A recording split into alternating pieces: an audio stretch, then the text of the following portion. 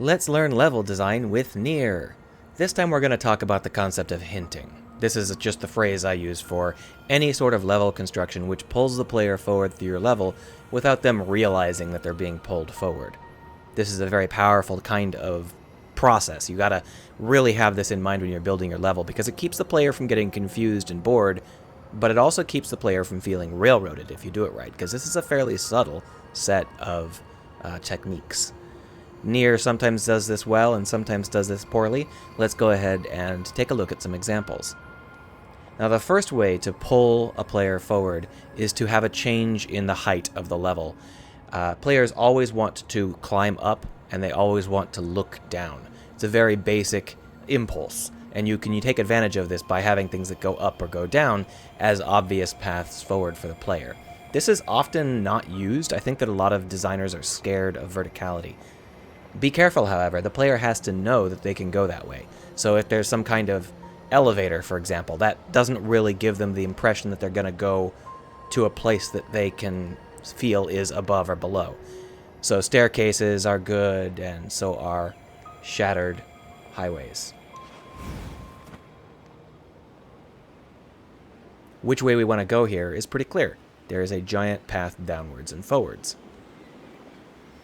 Another trick that you want to use for hinting is to put a bright light where they can see it. So you need contrast. So you darken the area and then you put a bright light. Can you see what I'm talking about here? Because where we're supposed to go is right where my head is. That's our path forward. And it's clearly our path forward because it's lit while the rest of the area down there is in shadow. Now I'm picking this area because it has extraordinarily good hinting, and that's very unusual for NieR. I think that all of these hints are probably accidents, but since they're good, we'll try and learn from them. Although it's clear where we're supposed to go, that doesn't mean that the player's eyes are always going to be focused over there. I know that if you come down here and it's your first time, you may be like, oh, well, I know that that's where we're supposed to go, but let's look for treasure chests or whatever. That's fine. Hinting isn't there to railroad the player. Hinting is there to make sure that the player knows where there's cool stuff. Whether that's a linear level and you're telling them the path forward, or whether it's an open world and you're telling them where the town is or whatever. So it's okay if the player goes other places, and they probably will. The idea is that the hinting won't ever leave them feeling lost.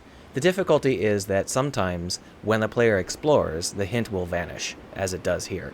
It's hard to see that that area is brightly lit, because it's only brightly lit when we can see the floor. It's still pretty clear that there's stuff over there, but it's not nearly as clear as when we were up on top of that area. So always make sure to check your hints as to where they're visible from.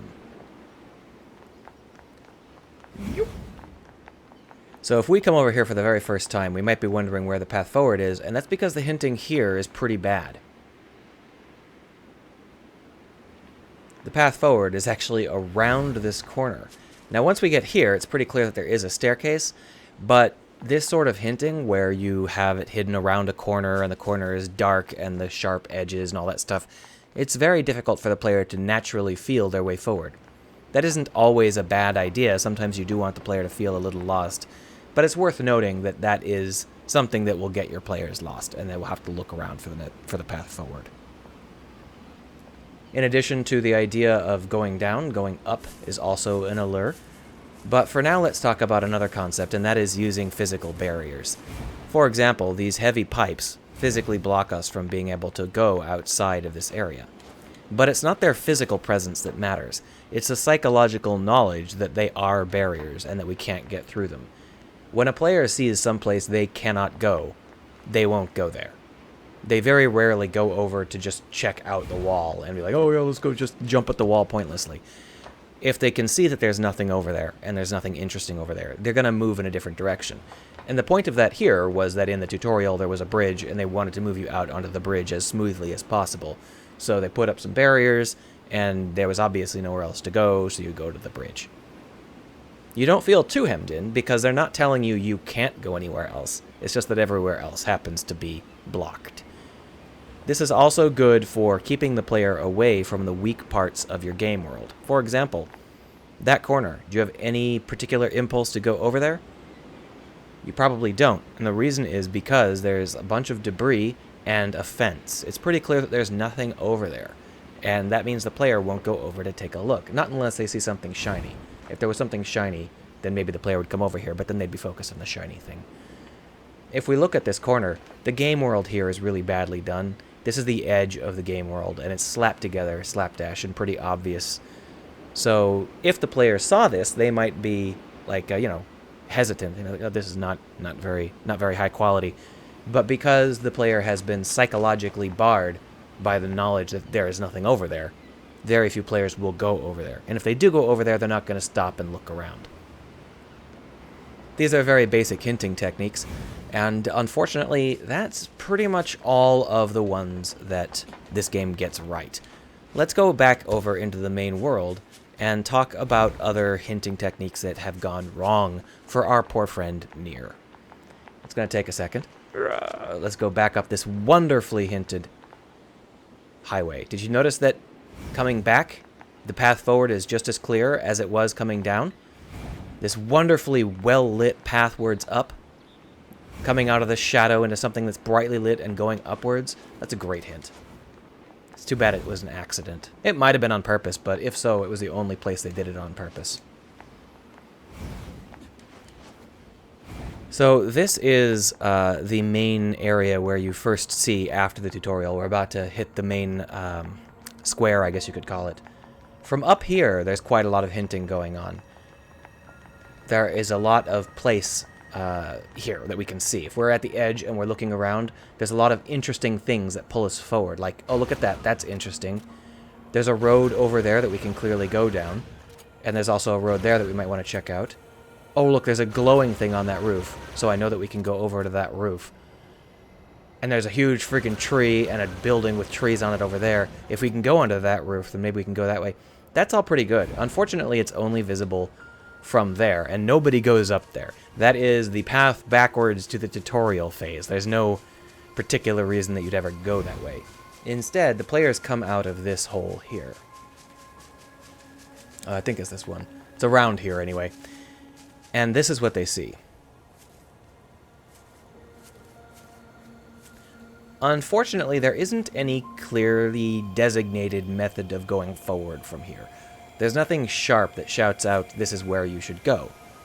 There are some interesting places, mostly the highway because it's tilted and diagonal lines in an otherwise square landscape really do show, but it's not really clear where we're supposed to go. So tell me, where do you think we're supposed to go? If you guessed under the highway to the left, you are correct. That is the path forward. And it's vaguely hinted because it's a frame, and generally speaking, players are going to notice frames. It's certainly not hinted well enough for my taste. In fact, those trees and that building that were so appealing to us while we were standing on the highway, they now look like they're parts of the background and not places we can go. So, here is an interesting question for you. Where did the 100 feet of concrete go that should be between those two highway elements? Where is the concrete?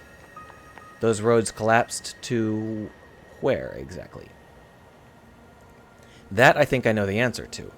I think they simply removed them because what it would have done is created a physical barrier right through the player's main avenue. Since they're not doing any positive hinting, they wanted to avoid doing any negative hinting as well. They don't want you to go up to the high... This way that we came down from isn't the right way forward. It's the way I went immediately, and the reason I was so confused, because I like climbing on things, and I noticed immediately that we could do that. That was much more alluring to me than the actual path forward. But if there was broken highway here, then every player would have been like, oh, broken highway, cool, let's climb it. And so I think they just removed it after finding that players weren't going in the correct direction. That's better than leaving it there, but it's no replacement for doing proper hinting and telling the player where the cool stuff is. How could we have told the player where the cool stuff is better than the NieR devs did? There are a lot of methods, but when you're in a square, you're probably going to have to use a valley approach. And I will talk about the valley approach in a minute. We just have to move forward a little bit first. So this is the path forward. And it's not too bad once you get to here. It starts to become obvious that that road does lead somewhere. But it took me like 4 hours to get here because I got sidetracked into the tutorial again.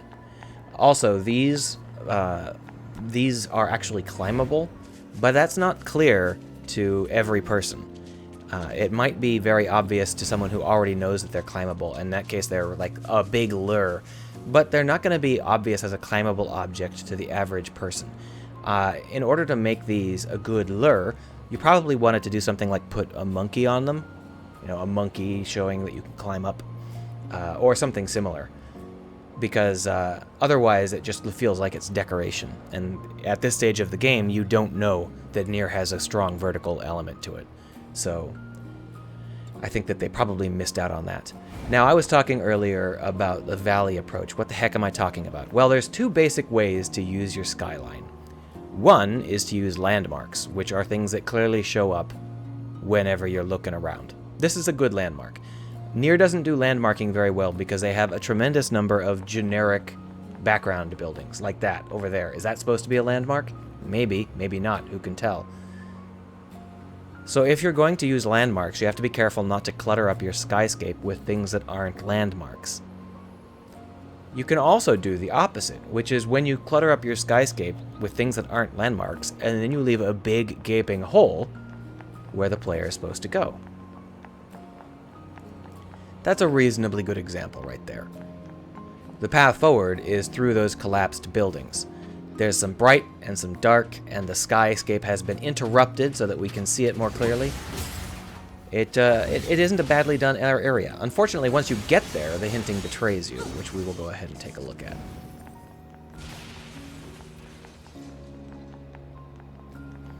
See, as you approach this, it becomes clear that the lit part is over to the right, and as we descend, the lit part between those buildings grows harder and harder to see.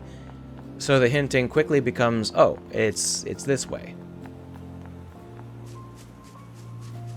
Look at this. This is obviously the right way to go. Except it's not. The right way to go is through those buildings. Can't even tell now, can you? So just so you know, this is another loading area. When we have those random trips, that's it loading in the next level. It's very clever. If you're moving too fast, they make you trip so that they can load in the next phase. I think that is masterfully done. From here, where is the path forward? Where are we being hinted at to go? Is it through the rock wall, or is it up the brightly glowing sand dune? It's through the rock wall. That's a bad hint. There's no impression that we have to go right. In fact, you're probably thinking that you want to go this way. Now, this isn't too bad because it's super linear, and it's not like I can get distracted by trying to jump up the cliff forever. But just so you're aware, that's a bad hint. You want to make sure that the player always feels like there's somewhere they want to go. They may go somewhere else first, but you always want them to think, that place looks cool. This is a good example. That place looks cool. There's something glowing over there. There's clearly something over there. That's cool. Unfortunately, when we get here, it's a little anemic. When you come out of the shadows and a claustrophobic tunnel like this, you should give the player as much of a cool view as you can. And that cool view should include the path forward really, really clearly. This is a very small clearing. It's not very impressive. The building isn't unique or interesting. It's just plonked there to break up the fact that it's a clearing. And the skyscape, if you were even looking at it, because your camera's probably pointed down, the skyscape is just a cluttered bunch of rocks. Now, they're very pretty, but they don't give us any impression of where we're supposed to go. There is a hinting system in use here. Unfortunately, it's not being used very well. Have you figured out what it is? It's the pipes. If you follow the pipes, you will get where you're trying to go. Unfortunately, it's not very clear that these are supposed to be a path. When we first get here, they look more like a wall or just debris. Now, looking back, it's obvious that this is supposed to be leading me forward. However, my first impression was, oh look, there's a giant hole in the backdrop. This is obviously something. Whether it's a path forward or a side track, I don't know. Turns out that it is a path forward. You can actually go down and down and down, and then there's like an interior that you can go into. We're not going to talk about that right now, because I do want to show you this path. If you follow this, you can get to where you're going, and I think that this is fairly well done if the player has been led to understand that this is the path forward. Now, there are ways to do that visually. They could have used something that, like the path would have been buried rather than looking like it was a wall. It would have looked like it was emerging from the sand. That would have helped. Also, a number of pipes converging immediately into one pipe going forward would have showed us that we were supposed to converge. You could have also just simply said it, like, oh, you're trying to get to where the old, pumping station is. Well, that would clearly set us up to be following these pipes. The use of buildings here is really bad. All of the buildings look like they've just been thrown in to hide the fact that that there's no progression. There's no particular feel like this particular area has a purpose, and that's really sad. We're gonna have to make another video about making your levels have purpose. But in a hinting situation, this is really badly done. If I didn't know that this was my path forward, where the heck am I supposed to where am I supposed to go? And I'm looking around thinking, well, where is the path forward? Maybe it's this way. And sure enough, that is the path forward. You can follow the pipes. But why isn't it that way? There's just as many things over there. Well, the answer is you can go that way. It leads you down into some dungeon area, but that dungeon area doesn't have anything in it. The real path forward is along these pipes. And that's certainly not super clear.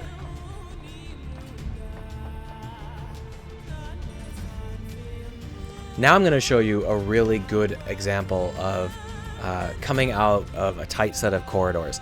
These are wonderful. This feels great. These really, really enclosed, aggressive tunnels. It gets darker, there's sand falling. It's just gorgeous. And then there's a brightly lit area to tell us which way is forward back there in case we wanted to walk through the sand, which you can. And then more enclosed area. It gets tighter and tighter and tighter and goes up and goes up. And then boom! That is really good. That's like neck-tinglingly good. That is a wonderful way to pull off a vista. Unfortunately, the level isn't designed very well after that. When you first get here, there's just like some random red dots that you go to in the depths of the desert. It's not very interesting, and it's unfortunate because the desert, it had the potential to be one of the absolute most impressive areas in the game. It looks gorgeous. It's got a really fun movement mechanic, this sliding. It's just hella fun. And it has some beautiful, beautiful elements to it, none of which are used properly. For example, that sand waterfall. Doesn't that look amazing? And the closer we get, the more amazing it will look. This should have been a major set piece in our journey. This should have been used to pull us forward as something cool. But instead, it's just something off to the side that most players won't even see. That's so sad. Another thing worth noting is that there are pipes here, but the pipe path doesn't actually lead to the places you need to go for your mission. It does go through the desert, but your mission is off to the side, just randomly encountering a bunch of people. If we're going to talk about level design, we could talk all day about how this could have been made much cooler and much better, but I want to talk about one more signpost, and that is right there, that little bit of staircase that we can see in the distance. That's a pretty good signpost. It really pulls the eye. You can immediately see that there's something over there, and you probably want to go investigate it. Yeah, that's how you do it. If you can't fill your world to the brim with stuff, and who can, the point of these signposts is to tell the player where the cool stuff is. All of this hinting is to guide the player to the cool stuff. And this is a good example. You get here like, yeah, cool stuff. Let's see what's over here. It's gonna be great. And there's nothing. What a waste. There's like a save point and that's it. Now this city down here is also really cool looking. You're like, yeah, this is gonna be great. Look at all this cool stuff down here. Except it's not cool. There's nothing here. It's just a bunch of random meshes that got plonked down. There's no story to it, no progression to it. It's a betrayal. And then you come down here and you're like, Well, that was a little disappointing, but the sandstorm is kicking up. This is going to be great. What's in the depths of the sandstorm? This is going to be awesome. Let's find out.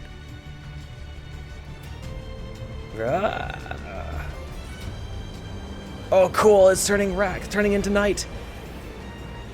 Oh. Oh, it's just a soft wall. Great. Another wasted opportunity. Every single one of these points in the desert that I've shown you could have been a way to pull the player into something awesome.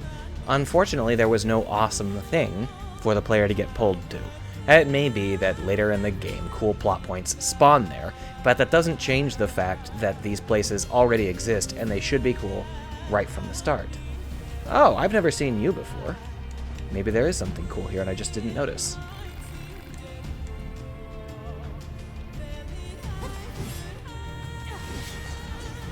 What a waste. I hope this has been a fairly short guide to using hinting for your level design. Just as a quick reminder, you want to pull the player forward to where the cool stuff is without them feeling like they are being railroaded and without them feeling lost. Fun ways to do that include going up and going down, using shadows followed by bright lights, using barriers to try and keep the player from going over to some place that's dull, using psychological barriers. You can also use either signposts that you can see on the horizon, or if you have a cluttered horizon, a gap in the horizon is just as effective. Let me know if you have any questions or any comments on the matter down below.